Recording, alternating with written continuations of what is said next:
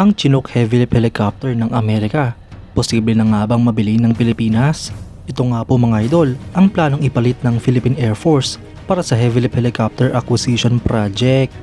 Yan ang pag-uusapan natin, pero bago yan, kung bago ka lang sa aking channel, ay huwag mong kalimutang mag-like, subscribe, at i-hit mo na rin ang notification bell button para lagi kang updated sa mga bagong videos natin.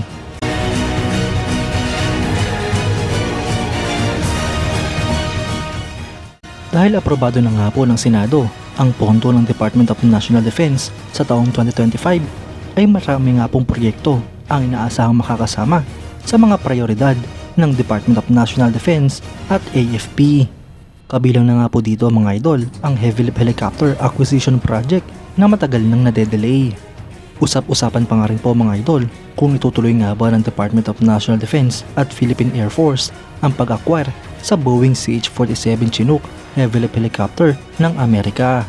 Ito nga po ang pangalan ng helicopter na lumutang noong malusaw ang acquisition project para sa mga MiL-Mi-17 HIP helicopter ng Russia na planong unang bilhin ng ating bansa.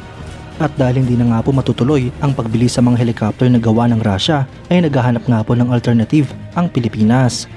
Ang pinakamalapit na nga po nilang nakita at posibleng ma-acquire ay ang Boeing CH-47 Chinook Heavy Lift Helicopter ng Estados Unidos. Bukod nga po sa pagiging full heavy lift helicopter nito, ay mas magiging madali nga po para sa ating bansa ang pag-acquire sa helicopter dahil kaalyadong bansa natin ang Amerika.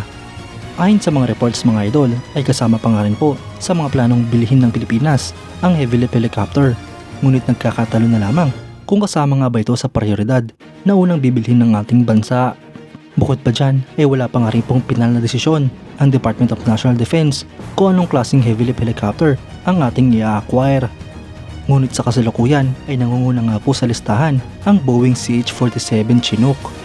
Ang helicopter nito mga idol ay tandem rotor helicopter na originally dinag-develop ng American Rotorcraft Company na Vertol na ngayon ay minamanufacture na ng Boeing Defense, Space and Security. Ang Boeing Chinook helicopter mga idol ay isang heavy lift helicopter at isa sa pinakamabigat na lifting western helicopters. Ito nga po ay pinangalan mula sa Native American Chinook people ng Oregon at Washington State. Ang helicopter nito mga idol ay unang lumipad noong September 21, 1961 at introduced naman noong 1962.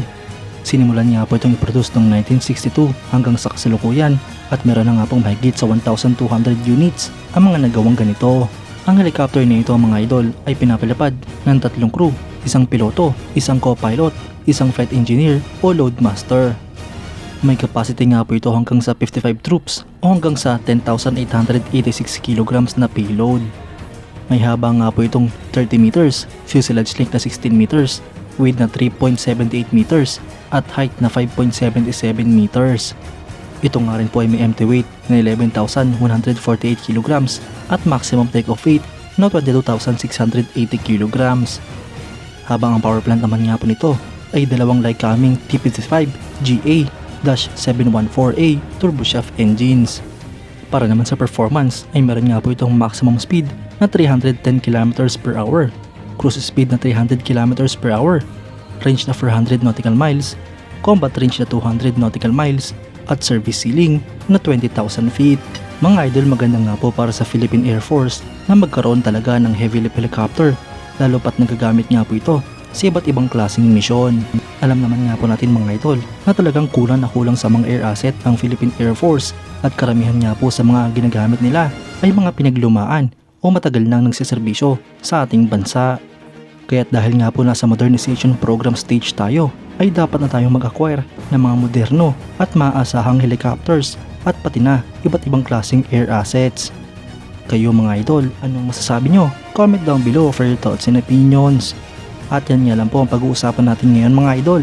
Maraming salamat sa panonood. Huwag nyo rin kalimutang mag-like at subscribe bilang suporta sa ating channel. Mabuhay kayo mga idol!